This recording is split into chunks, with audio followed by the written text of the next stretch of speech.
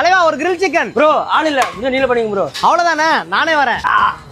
நிறைய பேர் ஆசையா கேட்ட கிரில் சிக்கன் செய்வோமா?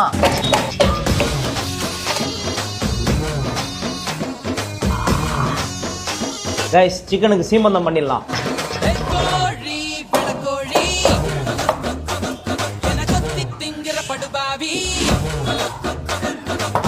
ஃபைனலி செட் பண்ணியாச்சு, வாங்க உள்ள வைப்போம்.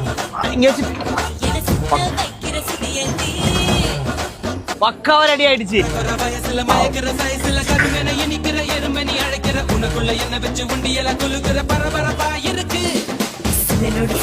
கைஸ், நானே பார்த்து செஞ்ச கிரில் சிக்கன் ரெடி.